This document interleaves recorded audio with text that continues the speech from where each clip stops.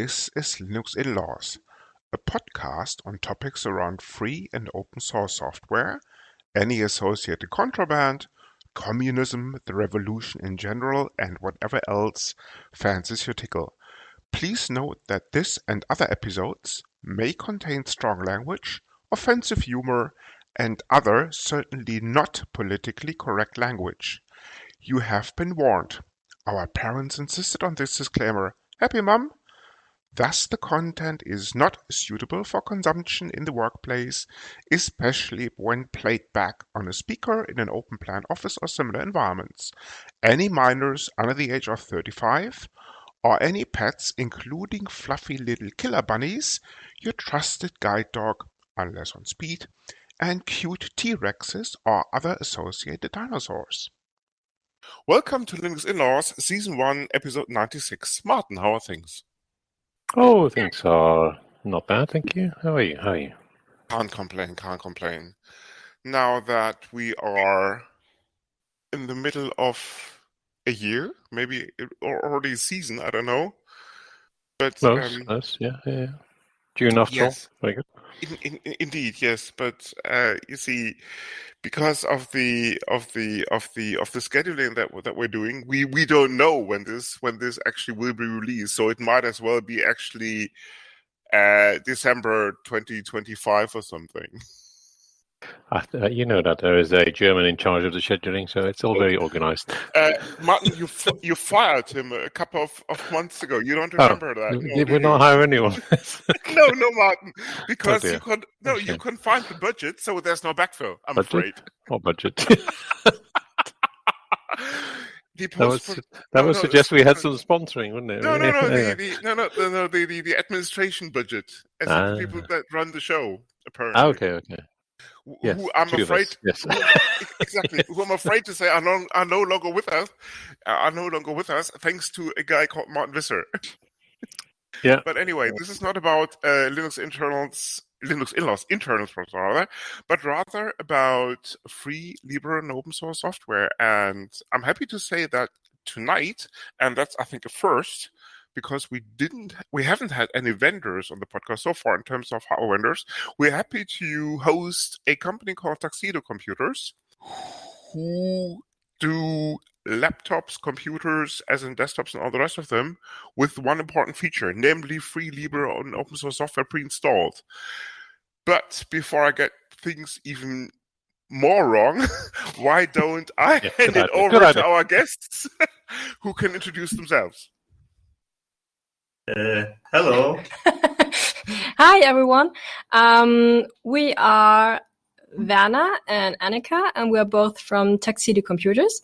And we are on air tonight to answer some questions of Linux In-Law about what is Tuxedo Computers and what we are doing. Exactly. So these are the first two questions that I'm always tempted to ask now. For these two listeners in the audience who do not know who Tuxedo is, maybe you can explain a little bit about the company, the history almost, I'm almost tempted to say, and where you come from, what you do, and what makes Tuxedo special. Okay. First of all, we are both not native speakers, English native speakers, so I'm sorry for my English, but I do my very best. And Tuxedo Computers actually is a hardware manufacturer in Germany, and we sell pre-installed Linux laptops and desktop PCs, and we're doing this now for 19 years. We had anniversary last year. We have 18 years, and congrats, by the way. Thank you very much. And Tuxedo Computers was actually like a blog of our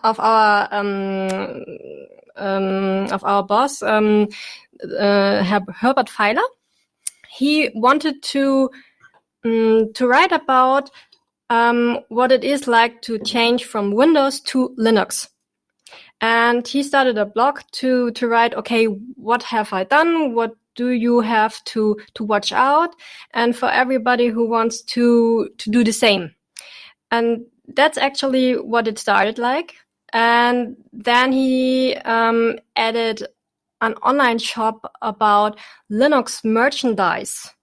You know, like those little tux stuff things and stickers, little penguins and things like that. little penguins, and some years later, a lot of people had been asking him about, hey, can you recommend laptops or desktop PCs which are running perfectly with Linux?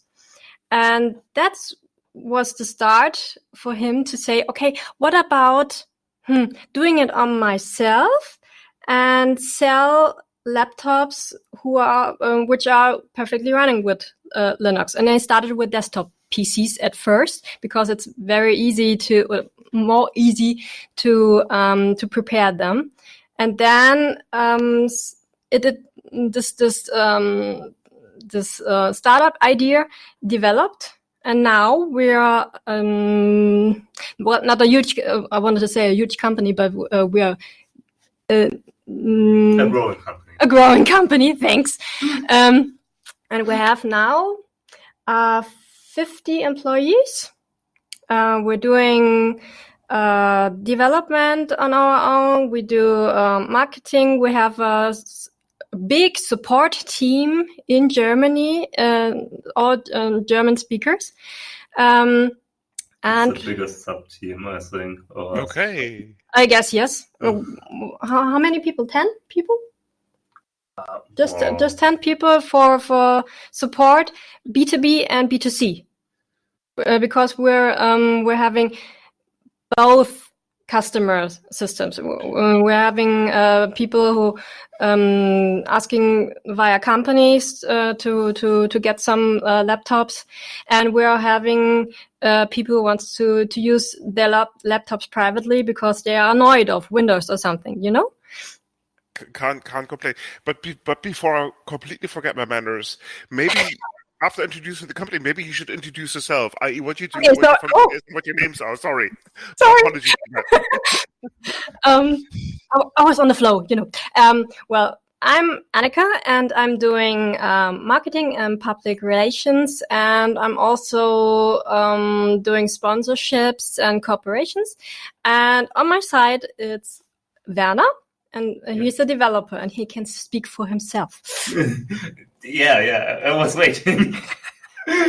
Yeah, I'm a developer and now over 2.5 years at Tuxedo, and I basically do from kernel stuff to TCC GUI development at Tuxedo Control Center. Exactly, Tuxedo Control Center. It's short TCC. Yeah, it's our GUI configuration tool for stuff like power limits and things. And yeah, basically the whole stack. We have now more developers, and so I'm a little bit stepped back from the actual GUI side to concentrate more on kernel stuff and bug fixing and things like that. Now, that means we both have the business and the technical side on the podcast. Much appreciated. Now, full disclosure, as probably many of our listeners know, I supported LUG in the Rhine-Main area of Germany called the Linux User Group in Frankfurt. And yes, and about 10, 15 years ago, some of these people started to buy Tuxedo. And that was probably the first time that I came across that brand. And about 2 months ago, I relooked at a pretty decent machine. I was really impressed because of and full disclosure, Tuxedo is not paying us for this. This is my personal opinion on this, not yet anyway. But that was a 14-inch machine with a decent spec in terms of memory and configuration, and it wasn't that expensive in comparison to the likes of the Dell, maybe Lenovo, with the same spec, clocking in at a similar price range, if not above this. Yeah. That's quite possible. I guess you're talking about the Infinity Book Pro 14. To be honest with you, I didn't even take down the name. Silver case, very thin, very good display. Or grayish case. Grayish case. It reminded me of the old carbon models from Lenovo, but my eyesight is fading because I'm old. I'm even older than Martin, full disclosure, but that's a known fact anyway. So it might have been the wrong color that I was kind of perceiving. I do not know. But the machine looked decent, and the screen resolution was quite top. I think it was a 4K model, but maybe I'm completely off. I don't know.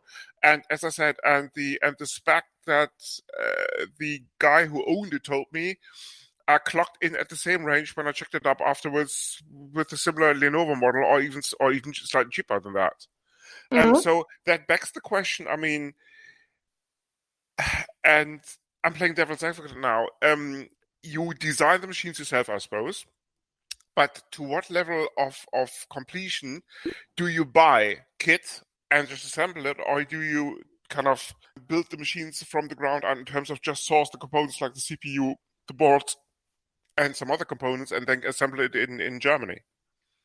So we are we buy our hardware from original designer manufacturers, also ODMs, and it's white labeled notebooks are sold exclusively to B2B sector, but Okay.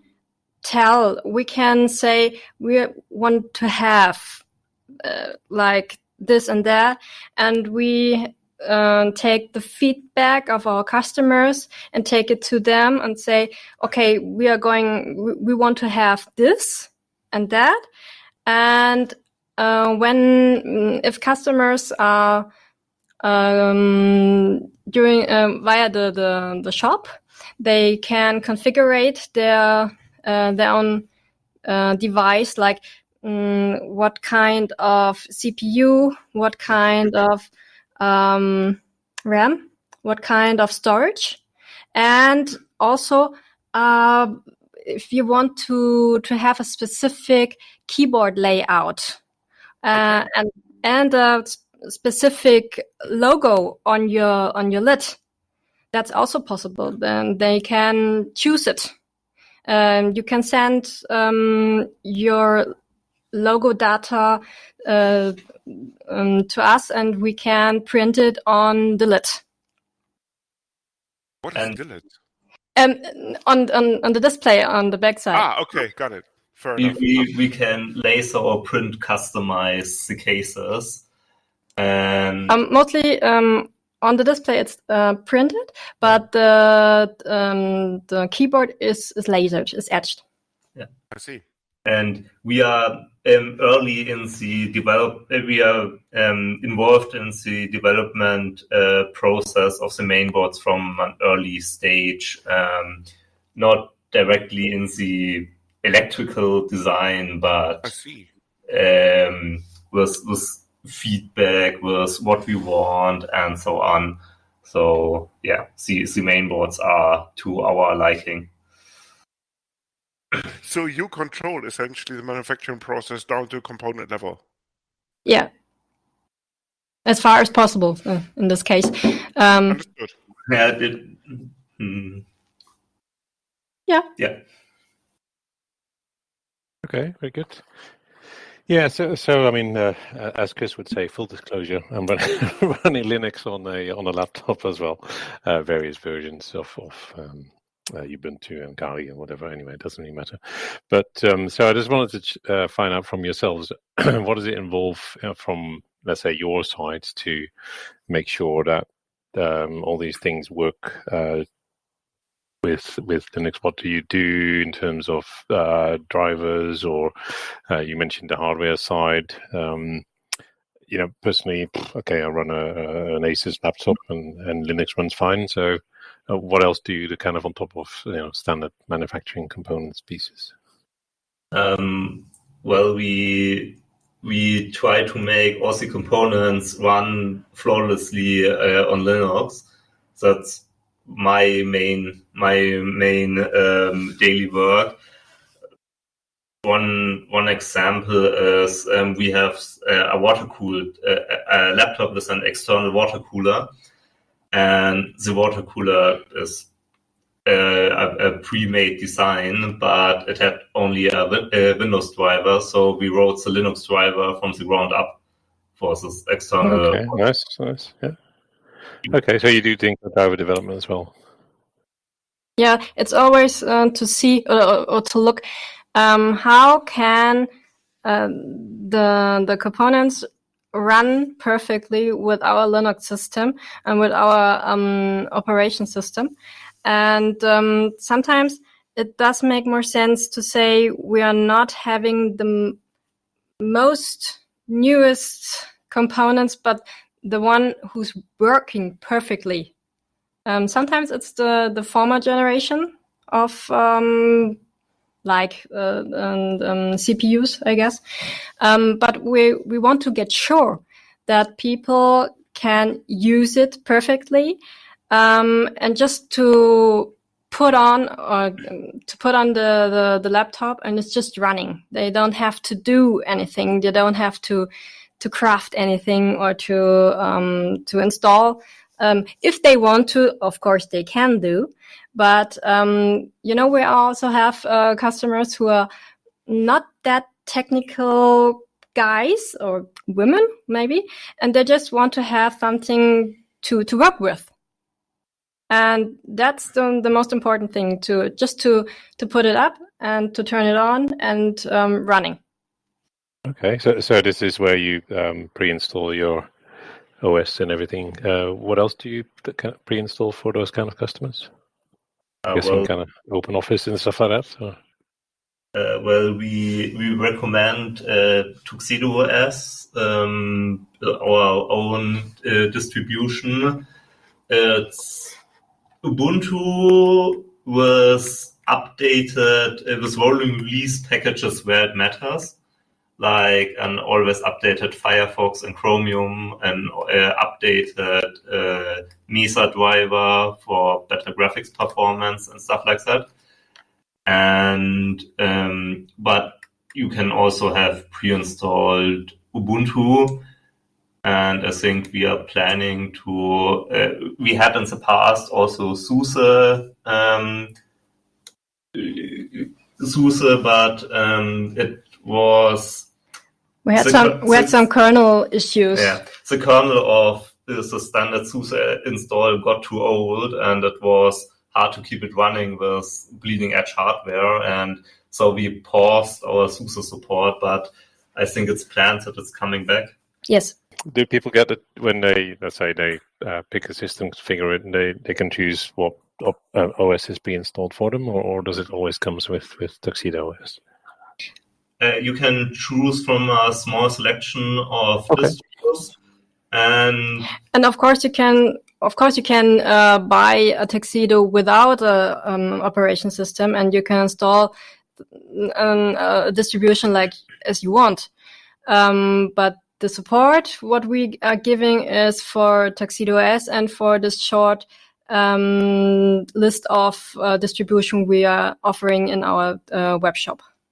Yes, I want to ask you about the support. You mentioned you have quite a few support engineers. Is it fair to say you're only aiming at the German market, or is it not restricted to that? We're selling like European-wide. Most of the time we're selling in Germany, in Austria, in Switzerland, but also European. But actually, sometimes, we're selling not completely worldwide. Got to do with custom stuff, with costs of customs. That's why we're not selling, let me say, to New Zealand or Australia. But actually, we're doing worldwide. Which is interesting because the only other language on your website is actually English. Given the fact that England, never mind Great Britain, is no longer part of Europe, that's an interesting perspective. There's some troubles with the shipping there as well. Do we still ship to UK? Yes, as I know, yes. Maybe. More complicated. Well, feel free to, I can send you my address so you can find out. I don't do that stuff. I do the technical stuff. I don't do the shipping and marketing No, I mean, stuff. of course, that was a joke because I reckon the most spoken language actually in the remaining European Union would be English. So you're safe there, I suppose. That was just kind of innocent joke, all right. Well, it's interesting. A lot of people, potential customers, are joining from India at the moment. That's interesting. And India would be then Europe, okay? No, not really. But Okay. it's quite interesting that they are interested in. You know what I mean? Yeah, but I mean the custom, as in the taxes must kill you, no? I mean shipment system to India. You're talking about custom and money and all the rest of it. So that would make such a system really expensive, no? Yes, it does. Okay. But some people are willing to. Some people are willing for the cause. Yes, exactly. I get the point, Martin. I get the point. Fair enough. And it's only money anyway, so no sweat. Yeah. So we would like to have some branches in other countries, but at the moment it's very complicated to get started. But that's one future thing we want to do, to have branches in other countries so that it's getting easier for customers to get their devices and to send it back if they have any problems or something. So that's a future thing. So at the moment you only have branches in Bavaria and Germany. you two different things, yeah. Lovely. I see your point. Developed in Bavaria and assembled in Germany. Yes, Yeah. it can get tricky. I know how it is. So no sweat there. Okay, but it's good to know actually that the customs have come down in terms of shipping to Germany from Bavaria is now super easy. If current law is anything to go by. People, full disclosure, this is an internal joke in Germany. It's pretty much like Texas and the rest of the US. Similar situation. Or for that matter, what is Martin? Birmingham and the rest of England? Oh no, we have many more different parts of in the UK. Maybe something like Wales in England or Scotland in England. Yes, I was just referring to England, not the Little Kingdom, as in Little Britain. No, sorry, mistake, misunderstanding. And not forget, Scotland is not England. Correct. Mm-hmm. And neither is Wales. Mm-hmm. It's getting interesting next years. I'm sure is Bavaria like Wales, is it? Worse, much worse. living in Hessen, I might add. Bavarians, if you're listening, just joking, obviously. Am I, Martin? Am I? Okay, jokes aside, let's get back to the much safer technical things. If I take a look at DistroWatch, of course, which is a website that is not the hallmark of popularity of Linux distributions, the stats are a little bit interesting. Let's put it this way. Actually, Pop! OS, and for those people who do not know, Pop! OS is actually the distribution that is done by System 76, which is, correct me if I'm wrong, Annika, but it's probably fair to say this is your main big competitor in the pre-install Linux on laptop space. Let's put it this way.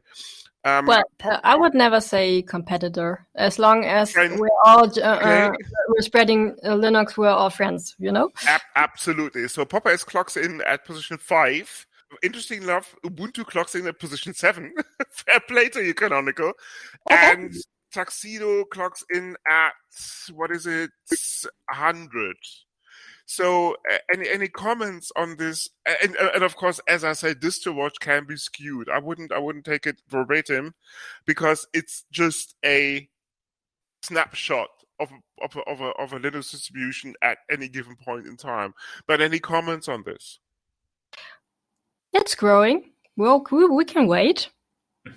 I would say Pop! OS got a head start. It's like 1 or 2 years before Tuxedo OS was publicly available, was Pop! OS already publicly available. And yeah, you see it's first mover advantage stuff, I guess. We will see in the next year. how well Tuxedo OS is received, even for non-Tuxedo customers. Yeah, we're just having Tuxedo as 2 now, so we're just doing this for a bit more than 1.5 years. Okay. If current law is anything to go by, Papa is, for example, as in System 76 is pouring an awful lot of investment into a new desktop environment written in Rust. So almost tempted to say they put their money where their mouth is. I'm not saying that you're not, but how much engineering effort do you actually put into Tuxedo OS, given that this is based on, I think, the last Ubuntu LTS? It's based on the current Ubuntu LTS. It's based on Chen. And it was the Tuxedo customers only Tuxedo OS we had before our current version. That was based on Focal with Budgie desktop. But then we made the switch to a KDE desktop environment. And Plasma, I suppose. Sorry? Which is Plasma 6, I suppose? Currently, Plasma 5, Plasma 6 is not ready yet. It's in the early beta or alpha stage. And yeah, for the time being, it's plans that we stay with KDE Plasma. We even had the KDE maintainer here in our offices. Some weeks ago, they made a sprint to prepare Plasma 6, and we offered our officers that they have a work environment. And so a lot of KDE maintainers were here discussing and programming Plasma 6. So, and it was a good opportunity to get in talks with them. And for the time being, we plan to stick with Plasma. And when Plasma 6 is released, we probably will switch to it as our next desktop environment. It's all still in the future, of course, and stuff can happen. But yeah. Fair enough. The thing that I was getting at is actually if System 76 pours engineering resources into doing their own desktop, which of course apparently will be open source too, how much engineering effort are you putting into any components that you've developed yourself on top of the existing software that is out there, a license under BSD, MRT, GNU, you name it, or GPL, sorry. So the point that I'm trying to get at is actually how much do you contribute to the open source ecosystem in terms of components that you develop on top of existing software like Plasma? All bug fixes we develop, we of course try to push to upstream. It was something I'm very involved in. You can look on the Linux kernel mailing list, what bug fixes we push to the Linux kernel. Of course, focus what bugs happens on our devices. And then we put a lot of development resources in Tuxedo Control Center to have control, keyboard backlight control. We have a lot of our devices have RGB keyboard backlights to be able to control power limits of the CPU. So if you only plan on doing office work, you can just power limit. Even if you have a 40-watt CPU, you can still limit it to 50 watts. So you have nearly as good a battery life like a low-powered CPU, but you can turn it off and on to have a high-powered or low-powered CPU and stuff like that. Of course, Tuxedo Control Center is our own development from the ground up.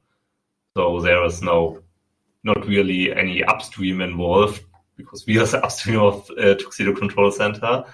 But there's a lot of development, and Tuxedo Control Center comes bundled with our driver package, Tuxedo Keyboard. It's mainly called Tuxedo Keyboard because of historic reasons. It will get renamed eventually. And the new name is not yet decided, but it's basically our all-in-one driver package.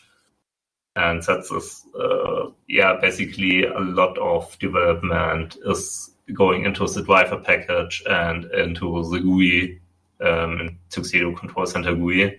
All the bug fixes we can push to upstream, we push to upstream. Very nice, very nice. You mentioned earlier at the start that I think your CEO boss he wrote an article or he wanted to move from Windows to or show how easy it was to move from Windows to Linux. Do you see many? Or do you actually have much insight into where your customers are coming from? Is it mainly a Windows base? Is anybody moving from Apple's? I mean, looking at your laptops, they're all kind of Intels and AMDs. So clearly, with M6 being out there, it's very bespoke hardware. So do you see any other customers coming from different platforms?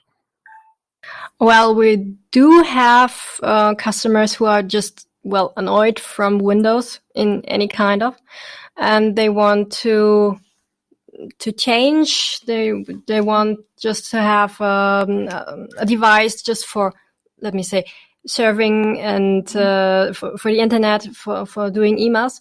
And we have Linux enthusiasts who are really convinced in Linux. And very interesting, we're having a lot of elderly people who wants to try. They are saying, well, I just did it all the time, the same thing, so now I try different. And that's quite interesting. This is your chance. Go ahead. I think this is why you put Kubernetes on your phone, isn't it? Sorry, Annika, I didn't want to interrupt you, but I was just trying to give Martin a cue here. But no sweat, sorry. Do carry on. So, I can't say if people are changing from Apple to Linux. Most of the time, I know people who are really convinced in Linux and they use it no matter what device they are having. You know what I mean? Yeah, of course. Yeah. Mm-hmm. And but what about the let's say the business angle? Do you sell to governments or private companies as well? And do they say, we're not paying any more money to Microsoft? Let's buy some Linux computers instead, right? Which would be sensible. Yeah, we're also having customers from companies, mostly. Companies who are already working with Linux. So when you're working with a cloud or something, you're always working with Linux. And that's why people are coming to us and say, we would like to have devices who are already working with Linux. And government, yes, that's also possible. And we know B2B and B2C is quite the same. It's like... I can't say we're having more people from B2B and less B2C, but it's quite the same. Yeah, I was just wondering if let's say a government department or schools are saying, right, we're not buying any more commercial stuff. Commercial, legacy Windows stuff or Apple's. We're going to buy some open source Linux hardware as well. Yes, I guess that's it's trend. It's now they have a consciousness about saying, okay, what about privacy? What about my data? And that's also a reason why they are coming to us. That's exactly the movement that I see. For example, full disclosure, we had Nextcloud on the podcast quite some time ago, but quite a good chunk of Nextcloud's revenue, and I'm not, Frank Karliczek, if you're listening, this is all on your website, I'm not revealing the secrets here, but if you take a look at the reference customer section of Nextcloud's website, you see an awful lot of public sector companies, for a reason, I might add. Because Nextcloud allows you to do your own thing. They just give the software, they give you support as in kind of the pure Red Hat model. And this is how they make their money. Given the fact that not just with the current government, there has been a budding, I'm tempted to say, movement from Berlin and other places actually to put taxpayers' money where it belongs, namely into open source technologies.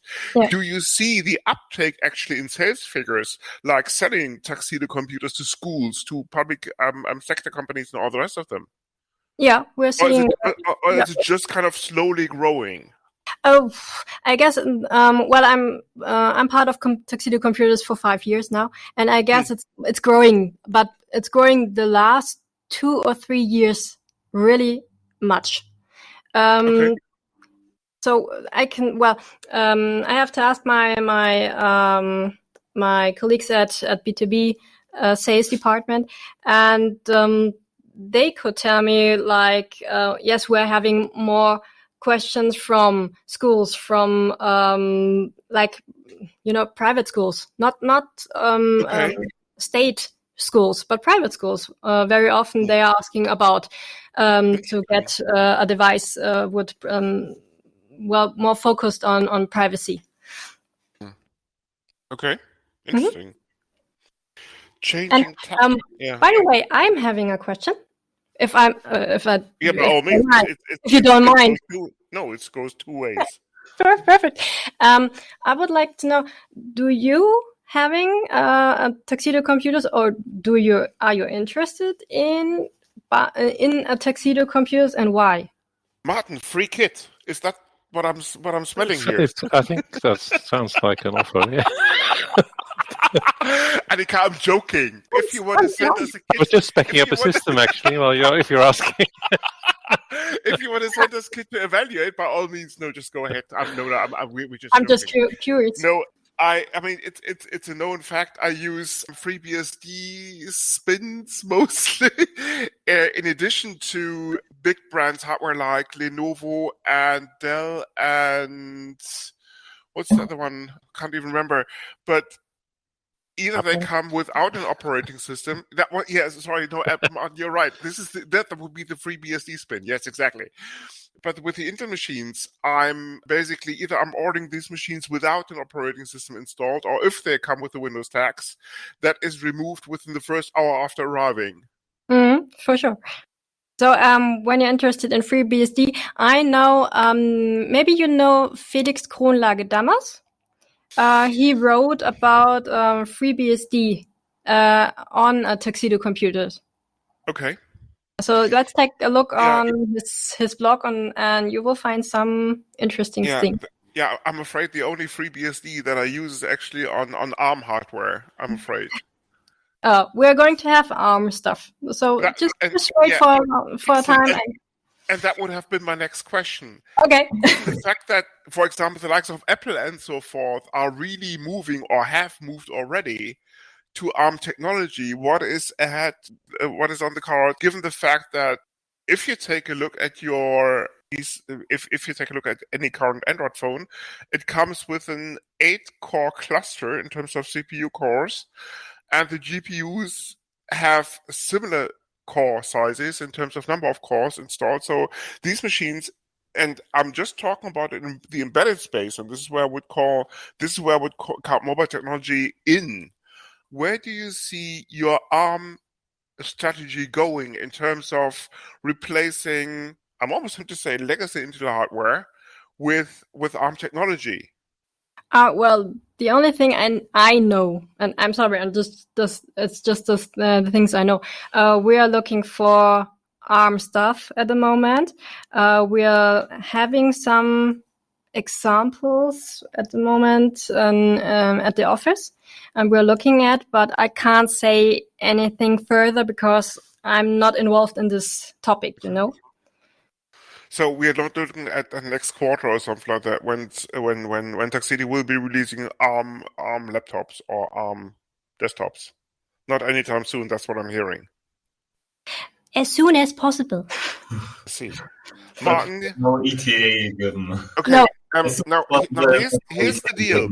Here's the deal, people. Send us an eval kit.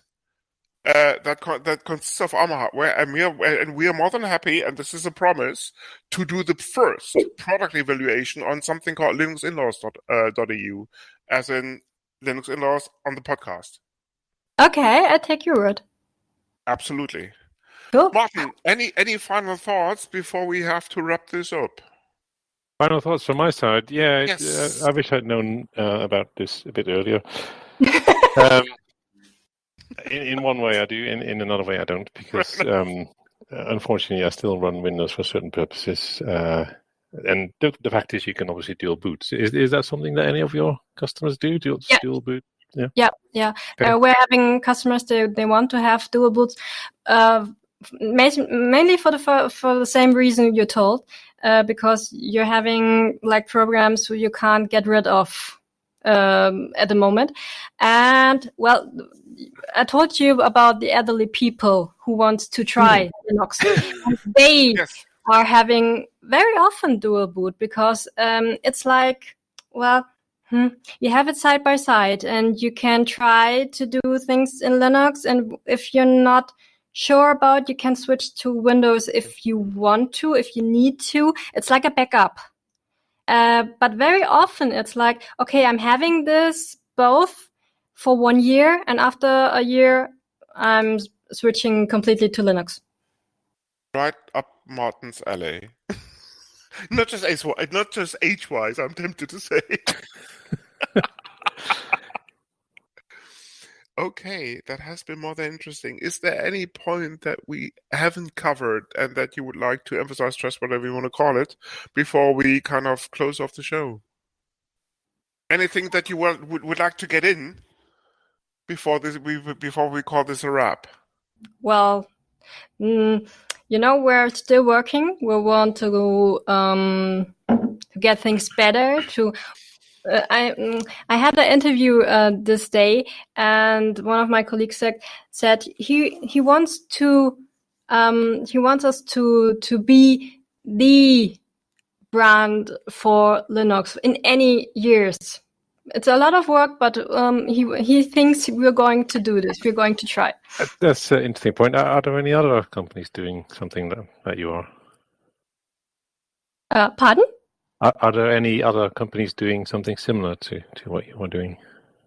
I guess. Well, what Martin is trying to get is actually beloved competition, as in yes, terms of competition is the right word. so the friends that are in the same space, as Annika has referred to them earlier. Yeah, as I told you, I never say something like competitors. We're just friends as long as we are spreading Linux to the world. So what Annika has kind of summarized in the previous sentences, they're not as big as Dell or Lenovo, who are playing to some extent in the same space because you can get pre-installed systems from Dell and Lenovo too with Linux on them, but they're getting there. So similar to something called Linux in-laws, they're striving for world domination. That's what I'm hearing. It's just a matter of time. Pretty much like us, right? So it hasn't really changed. Yep. I would say see it this way. Currently, Linux is about something between 1% and 2% market share. And currently, it's like if any Linux device vendor is growing, that grows the market share in general. So currently, it's in a space where we don't really have to compete. It's like with Linux being more adopted, with Linux growing, currently every vendor profits from it. Absolutely. So that's why it's not really. And I would like to. It's so lovely words. Yeah, it's not really competition at some. I would like to correct this figure slightly, because if you take Chrome OS based devices into account as well, we are looking at way more than just 1 or 2% of the desktop market. Because Chrome OS, as we all know, underneath the hood, it's Linux. Yeah, but is it really the GNU Linux, the open GNU Linux? I know the kernel is Linux based, and what the kernel does when it boots up, actually, it opens a browser, and that's as far as it goes, because that's the whole idea behind Chrome OS. Yeah. But it's still Linux at the end of the day. It's a GPL licensed kernel. Yeah, but I know Chrome OS is opening up a little bit more, unlike Android, but what Android basically is, it's more like embedded Linux than really desktop Linux. It's like a Linux kernel and then a not really busy box, but Google's re-implementation of something like a busy box, and then just the Dovak, I don't know how it's called, the Google's Java VMs and running Android. So you can't really go down as far as you can on desktop Linux. And I know I'm not really in the details familiar how Chrome OS works. I know they are opening up, like you can now install Linux Steam on Chrome OS and stuff like that, but it's fundamentally still a closed-off system. Yes and no. If I'm not completely mistaken, many of the user land of Chrome OS, especially, it used to be at least based on Gentoo. And I think I can recall a talk at a conference called Open Rheinruhr, where a guy actually demoed how to boot Arch on a Chrome OS-based device. Details, of course, people will be in the show notes. Okay, having wrapped this up now, but interesting, but food for thought indeed, very much so, because I reckon it's fair to say that 80% of the Chrome OS-based device market is actually using ARM technology rather than Intel. As in these devices that are being sold left, right, and center in schools, for example, in the US and so forth. But that is A, food for thought, and B, probably stuff for another episode. Martin, have you reached out to them in terms of getting them on the show? Good idea, yeah. Okay, let us work on this. Okay, before we really wrap this up, there's something called the Poxies. Essentially, it's a pick of the week, anything goes. We normally discuss things that have crossed our path in the last couple of weeks and are worth mentioning. Martin normally reviews Amish adult education not education, but entertainment websites. or is it adult education websites these days, Martin? I keep confusing things. Anyway, it doesn't matter. Or movies or If whatever. we're getting old, isn't it? Exactly. Yeah. Martin, this is the bad thing, right? I'm older than you are. Hard to believe, but true. Anyway, no, jokes aside, anything goes really. Movies, books, whatever, or even some famous recipes. So, Annika, what's your pox? I'm sorry, I don't have one. Why don't you go first? Fair enough. My pox would be time, yeah. My pox would be a movie called Studio 666. Not sure if that rings a bell. I'm almost simply say a B movie. It's about, I won't give away too much, but it's a movie about the Foo Fighters moving into a somewhat rural production setting in terms of studio ecosystem. And it's a cross between a horror and a comedy. So if you're into that sort of thing, and don't be worried about the IMDb rating of 5.7, it's much funnier than that. Drugs, as in recreational drugs, might help with the experience, but of course you can watch it even without the recreational usage without the usage of recreational drugs. I thought it was pretty hilarious. Let's put it this way. Martin, what about you? Yeah, my choice is also a movie called Aloha. Strangely enough, set in Hawaii, but there you go. Yeah, no, it's quite funny because it's got quite a nice cast and it's quite amusing, feel good kind of movie, and yeah, kind of taking the piss about people that want to send all these rockets into space, really, and it's the overriding message. Okay. But do these rockets come back, I wonder, or would that be part of the plot? Well, I can't really reveal the plot. That would be giving away too much. Yeah. That was the point. I get your point, Mike. I get your point. Okay, Werner, do you have any poxies worth mentioning? Or one pox, anyway? Well, maybe I was really enjoying playing Wargroove. It's an indie game on my Steam Deck on my last 2-hour train ride, and yeah, on Linux is the that's a Steam game. It's a Steam game. Not a native Steam game. It runs with Proton on the Steam Deck, but runs flawlessly. And it's a round-based strategy game. It's the likes of Advanced Wars, the old Nintendo strategy game. Okay. Links, of course, will be in the show notes if I find it. Wargroove.